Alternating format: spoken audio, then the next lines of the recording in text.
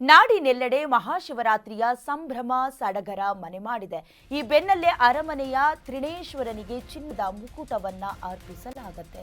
ನಾಡಿನೆಲ್ಲೆಡೆ ಮಹಾಶಿವರಾತ್ರಿಯ ಸಂಭ್ರಮ ಮನೆ ಮಾಡಿದೆ. ಅರಮನೆಯ ತ್ರಿನೇಶ್ವರನಿಗೆ ಚಿನ್ನದ ಮುಕುಟವನ್ನ ಅರ್ಪಿಸಲಾಗುತ್ತೆ. ಬರೋಬ್ಬರಿ 11 ಕೆಜಿಯ ಚಿನ್ನದ ಮುಕುಟ ಇದು ಮೈಸೂರು ಜಿಲ್ಲಾಡಳಿತದಿಂದ ಹಸ್ತಾಂತರ ಮಾಡಲಾಗುತ್ತೆ. ನಾಳೆ ಶಿವರಾತ್ರಿಯ ಹಿನ್ನೆಲೆ ತ್ರಿನೇಶ್ವರ ಸ್ವಾಮಿ ದೇಗುಲದಲ್ಲಿರುವ ಮೂಲ ಶಿವಲಿಂಗಕ್ಕೆ ಚಿನ್ನದ ಮುಕುಟ ಧಾರಣೆಯಾಗತ್ತೆ. ಮುಕುಟ ಧರಿಸಿ ವಿಶೇಷ ಪೂಜಾ ಕೈಂಕರ್ಯ ಕೂಡ ನೆರವೇರುತ್ತೆ.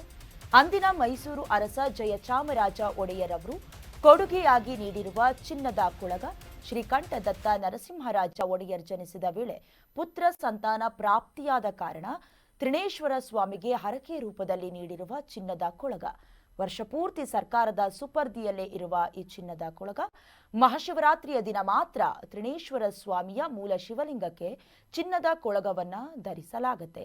ವರ್ಷಕ್ಕೆ ಒಮ್ಮೆ ಮಾತ್ರ ದೇವರಿಗೆ ಧಾರಣೆ ಮಾಡುವ ಚಿನ್ನದ ಕೊಳಗವನ್ನ ಕಣ್ತುಂಬಿಸಿಕೊಳ್ಳೋದಕ್ಕೆ ಸಾವಿರಾರು ಸಂಖ್ಯೆಯಲ್ಲಿ ಜನರು ಆಗಮಿಸುತ್ತಾರೆ. ಹಾಗಾಗಿ ಭದ್ರತಾ ಖಜಾನೆಯಲ್ಲಿ ಇರಿಸಿದ ಚಿನ್ನದ ಕೊಳಗವನ್ನ ದೇಗುಲದ ಪ್ರಧಾನ ಅರ್ಚಕರಿಗೆ ಹಸ್ತಾಂತರಿಸಿದ್ದಾರೆ ಹಿರಿಯ ಅಧಿಕಾರಿಗಳು.